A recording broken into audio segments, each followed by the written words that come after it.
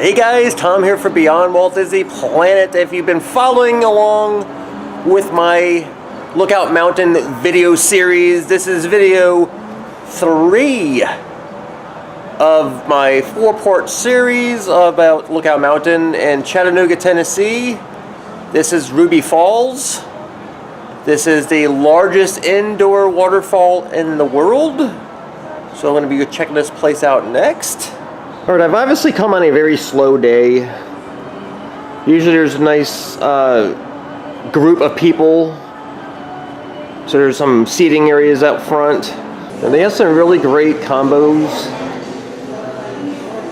And I don't mean the snacks combos. The Ruby Falls Rock City Incline Railway is what I did. And they're all decked out for the holidays. It is officially December. Ruby Falls also has a small gift shop. You can get shirts and hats, sweatshirts, keychains, magnets. Do you have Travis Ruby Falls cups? Or a stainless steel water bottle. We're going down an elevator. 260 feet. We're going to take a crew and be lowered into the shaft today. Just slow what's down there. Yep. As you exit the elevator, we ask that for your own safety, you please keep with your group, watch your step and your head, and use your hands. Alright guys, Ray's going to be y'all's tour guide, and he should be on the other side of the door, so you guys will follow Ray. Don't follow us. Yep. Alright. Hi, Ray. You all get going. Rest of you, please follow. We got it. Christmas Underground. Welcome to Ruby Falls. My name is Ray. I'll be your guide in just a minute. I'm going to ask you to step forward and allow the photographer to get your picture and line you up for the tour while I check to see if there's anybody else joining us at the last minute. Someone may be buying a ticket as we speak. Before we step forward, I'd like to find out where everybody's from. Where are you folks from? Ocala. Ocala? Ocala, Florida. Yeah. Ocala, Florida? Yeah. Everybody. Same. Well, I'm Clearwater, Florida. Clearwater. Yes. Great. Glad you're all here. Please step forward. I'll be right back with you. Thank you very much. You can see this is a very low ceiling. I'm 6 foot, so if you're taller than that, you're going to be ducking the whole time. If you're claustrophobic, this probably won't be a good tour for you. Very, very tight spaces. You have to duck sometimes, get squished in along the paths as other groups are returning to the entrance. Should be fun. You see some of the crevices. You take our picture. So it'll be a commemorative photo that you can purchase at the end. Alright, we are with our group. Starting.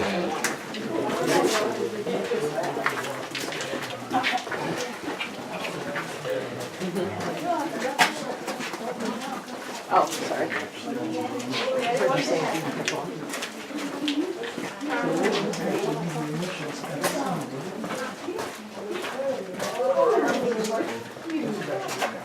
Yes, you definitely see spots where you have to duck.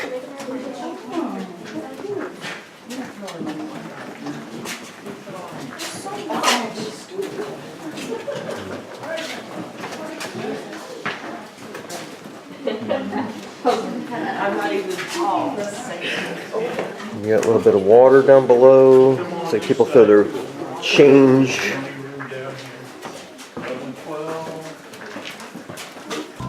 Welcome to historic Ruby Falls. We're glad you're here. Your elevator brought you down 260 feet into the very heart of historic Lookout Mountain. Dominating the skyline of Chattanooga, rising up from the banks of the Tennessee River and stretching 80 miles southwest into Georgia and Alabama, Lookout Mountain features extensive cave systems, including the Lookout Mountain Cave. Throughout history, the natural opening of the Lookout Mountain Cave on the banks of the Tennessee River allowed easy access for early Native Americans in the region, whose folklore and legends included tales of miles of underground passageways, bottomless pits, subterranean rivers, underground waterfalls, and lakes. This same cave was used by both Union and Confederate forces during Civil War battles in the Chattanooga area, perhaps most notably as a temporary hospital. As Chattanooga became a large railroad hub for the South, it became necessary to construct a tunnel through the end of Lookout Mountain to provide rail access from Nashville to Chattanooga.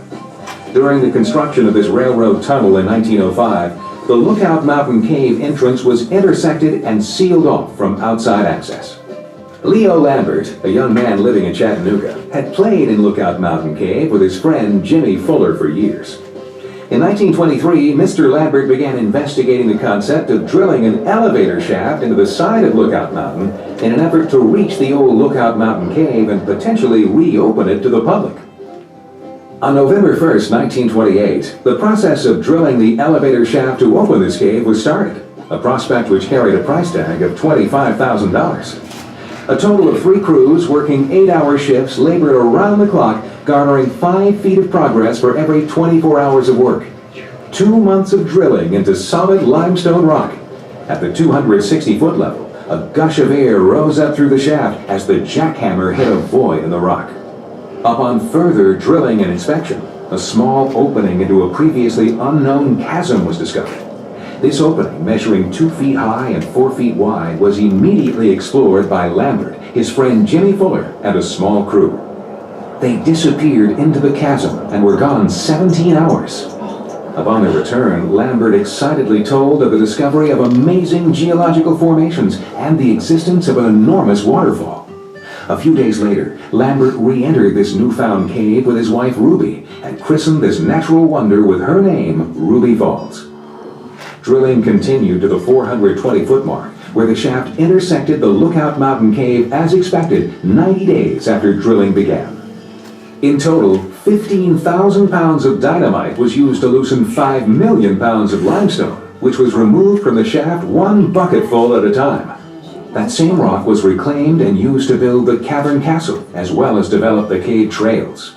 On December 30th, 1929, 14 months after drilling began, the Lookout Mountain Cave was open to the public, while construction of the newfound Ruby Falls Cave continued. On June 16, 1930, Ruby Falls Cave was open to the public and quickly grew to overshadow the popularity of the old Lookout Mountain Cave tour. In 1935, tours of the Lookout Mountain Cave were halted because of the enormous popularity of the Ruby Falls Cave and its unusual features, including, of course, the waterfall itself. Since its grand opening, Ruby Falls has hosted millions of people from all corners of the earth. As you journey from this point, you will eventually reach the spectacular 145-foot waterfall at a depth of 1,120 feet underground. This makes Ruby Falls the deepest commercial waterfall in the United States. Ruby Falls is also listed in the National Register of Historic Places because of its economic impact on the neighboring community. As you move through the cave, we ask you to please stay with your guide, follow the safety instructions you're given, and enjoy this natural wonder, Ruby Falls. All right, ladies and gentlemen, when you get up here, look overhead, please. You're going to see a large stalactite hanging from the ceiling. They have the letter C for ceiling and hang tight to the ceiling. Down here in front of me, 2 large stalagmites. They point upward from the ground. Now those are calcite. That's a mineral. It's the same calcium carbonate as this limestone is made from, but it's physically different. If you put a light on top of it, it will shine right through. Let me see if I can do that. See that there? That light shines right through. Try it with your cell phone when you get here. And you are welcome to touch these as you pass. We ask that you not touch the other formations further back in the cave because they're still growing. The way they grow is that the water coming down through the cracks and crevices in the mountain dissolves minerals out of the rock, And where it drips, it leaves a mineral deposit behind. They build up drop by drop over a few thousand years. If you touch them, the oils on your hands will get on there and repel the water flow. Because oil and water just does not mix. And they'll stop your growth for up to 100 years. You can see all the black. So we ask that you not touch the ones further back in the cave. You are welcome to touch these two because they're in a dry part of the cave. They're in a dry part of the cave, and a lot of people have touched them and they've stopped growing forever. Now, you may want to bear in mind that several thousand people have touched them in the past week alone. So you may choose not to, but you're welcome to touch them if you like. Where a stalactite and a stalagmite meet and join, we have columns. There are two columns right there. Now, anybody have any questions before I start the recorded presentation? Okay, Michigan, you there? Copy. Thank you. From the diary of Leo Lambert, December 31st, 1928. We were all amazed at the incredible things we observed in this new area. We originally entered the caverns through a small opening at the elevator shaft, and we crawled for 7 hours until we could finally stand up. We eventually found our way to a geological wonder. There are formations all around. One looks like a large wax candle, and another one like a cactus. I've spent my life studying formations, but I have never seen anything like this. Stalactites growing from the ceiling are overhead throughout this area, and stalagmites coming up from the ground, as well as columns where the two meet and join together. Further ahead, we found unusual formations that look like a chandelier and a totem pole. There's even one that Jimmy said looked like the north end of a southbound donkey. One column looks as if it's made from onyx. We continued onward. You may touch these formations as you pass, but we ask that you not touch any other formations in the cave. Today, there is a state law against writing on, defacing, or breakage of formations in caves. Follow me, please. It's just sad to see this, all this damage. So, very smooth, but like I said, you can see all the black on all these, all the damage that's been caused over the years, all the black on all the walls. That's from people's oils in their hands.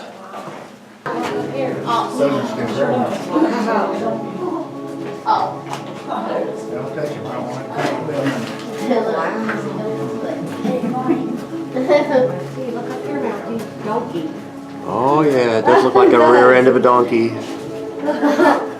You can see the ears.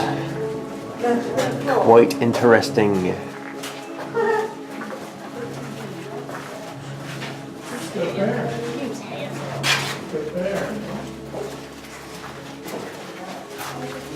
Warning, slippery area, indeed.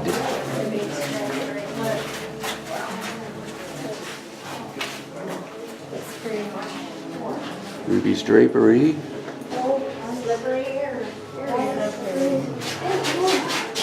Some of these areas can be dark. This.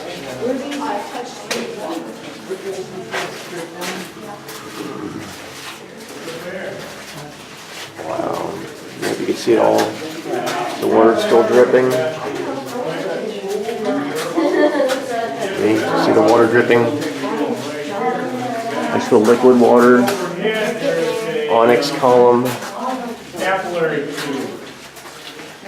Water comes right down through the center. Even though they tell you not to touch it, man, I still see black on them. Which means people are still touching them.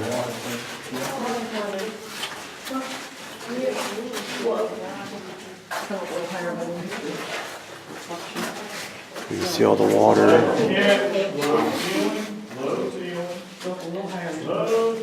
The people throw their change in there.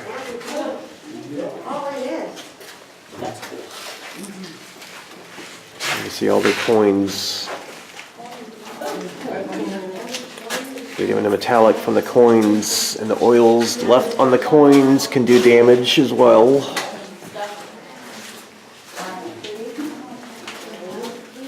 People rarely stop to think what they're doing is going to cause any damage.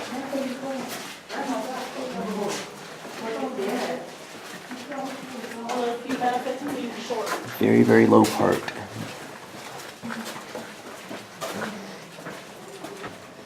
Wow, look at this.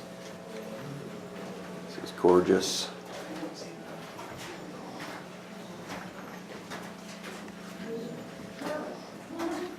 Yep, right there is the shell. And here's the head.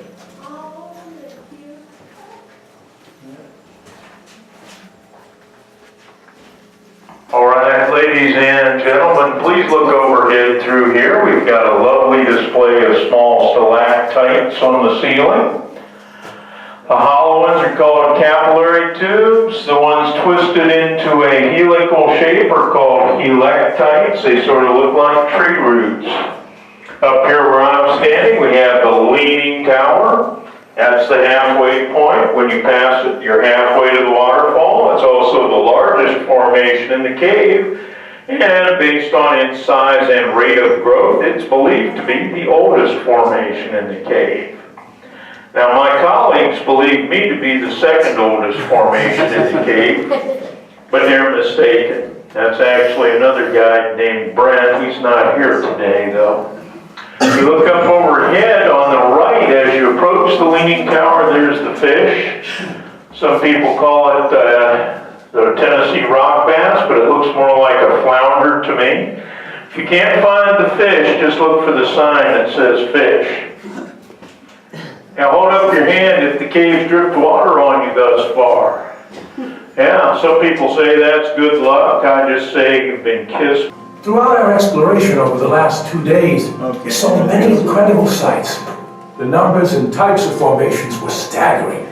Draperies, flowstone, and curvy stalactites that are called helictites. The most impressive part of the Hall of Dreams was the wealth of capillary tubes overhead. All stalactites start as a hollow tube. Jimmy and I prefer to call them soda straws. There's even one formation that looks like a large leaning tower.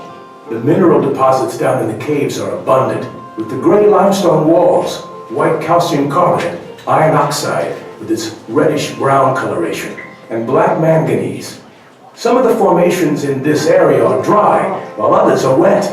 This indicates whether or not they are still active, with the moisture being evidence of active growth. In that same area, we continue to find more and more formations, including one that looks like a turtle and one like a fish. Ruby is going to love all of this. Please watch your head and use the handrails where provided.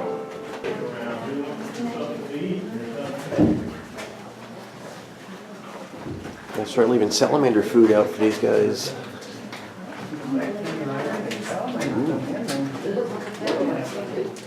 Yeah.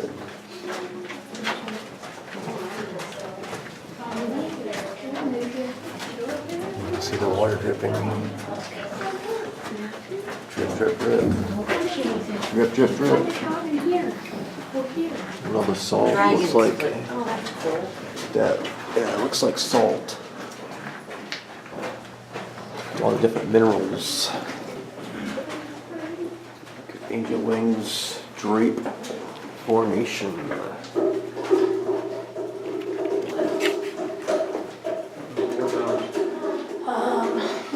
I'll see. Oh, there it is.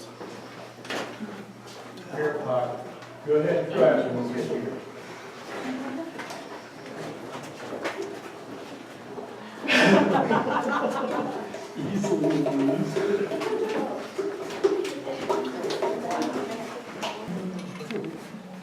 We all had to laugh as we passed underneath a delicate drape formation that looked like a huge slice of bacon, and another formation that looked almost exactly like a giant potato chip. At this point, one of our exploration team complained of hunger. Nature apparently has a sense of humor. I do see the bacon. Makes me hungry now. Yes, sir. So I don't think survivors are today. Do you know why? Because A, it's a giant strip of bacon. And B, a big old potato chip. Here's the bacon. There's the water. It's like a big Survival. piece of bacon. So if you get lost in here, you got some food. Passed underneath the Here's delicate the grate potato chip. Oh, it a does. huge slice of bacon. And another formation looked almost exactly like a giant potato chip. At this point, one of our explorations was So if you're ever stuck in this place and you're lost, well, now you know where to get something to eat. Still gonna taste like rocks, but you can imagine.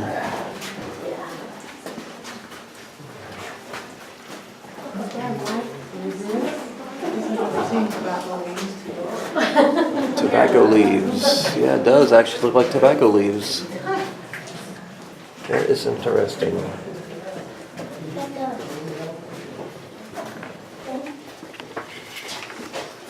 Niagara Falls Flowstone Formation.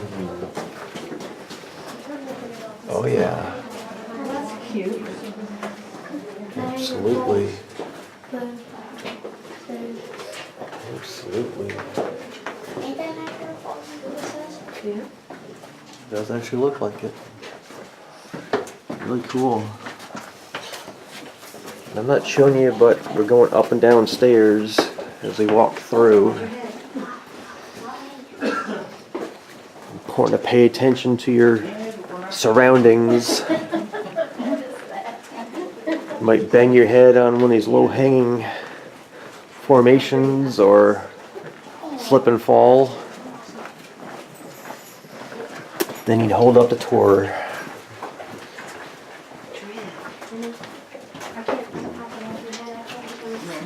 And possibly get really injured. Or 4/10 of a mile. 2,260 feet. Yep. 4/10 of a mile. That makes the round trip journey 8/10 of a mile, 1 kilometer. We started out 80 meters beneath the side of Lookout Mountain. That's 260 feet, 26 stories. Used to be 27, but that's another story. We're now in the very center of the mountain. We've walked into the center of the mountain, and the mountaintop is directly above us. That's 1,120 feet up to the top of the mountain from here, almost equal to the height of the Empire State Building. If we could go straight up through the rock from here, we would end up at Point Park, which is the north end of the ridge we call Lookout Mountain. The south end is all the way down at Gadsden, Alabama, 80 miles away. And you can drive that entire 80 miles without leaving the top of the mountain. That's how big this ridge is. We don't know the path the water takes to get here, but we do know that it takes 6 hours. We know the waterfall is 145 feet tall, the basin at the bottom 5 feet deep, and the water temperature is 50 degrees Fahrenheit, 10 Celsius. No swimming, please. By the way, the air temperature in here is constantly 60 degrees year-round.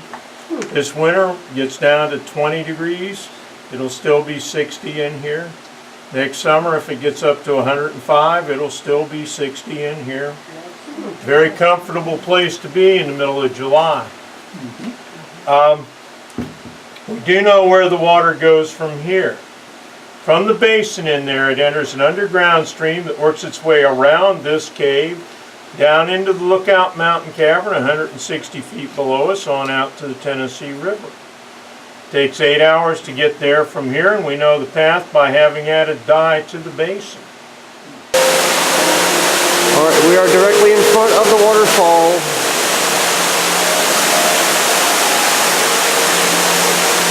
You feel the water, the mist hitting us.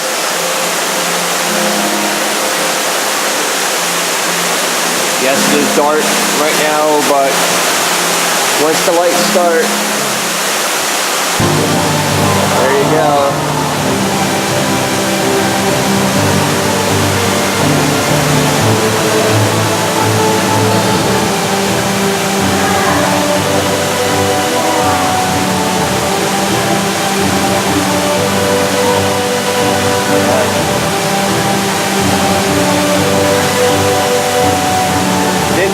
there is the road the gentleman was talking about. Maintenance guys use to climb to the top. Make sure there's no loose rocks that would fall and potentially kill somebody.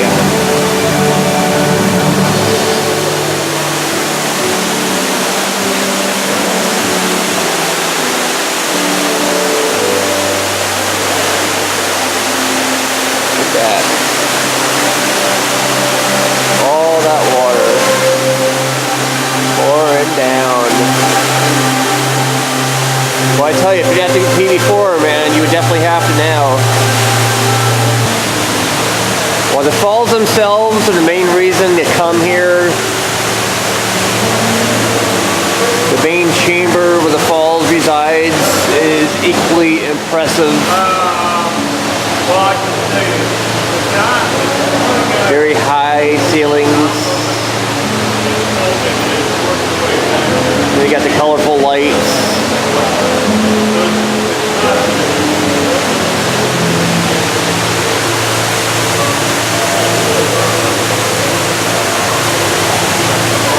Western sunset.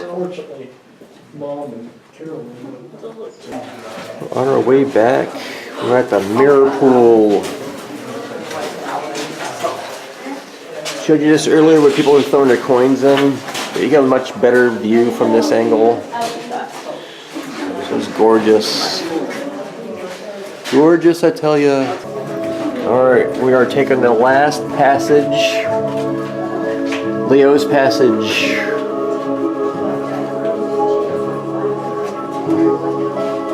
So along the top, carved out by water.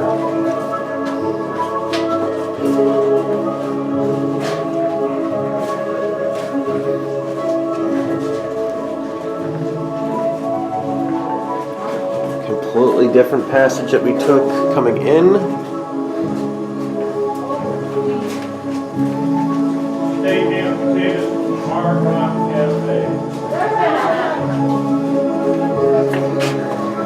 More black on the walls, you can see.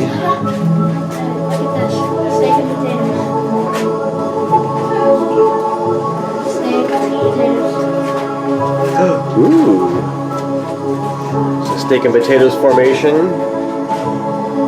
case you didn't believe me.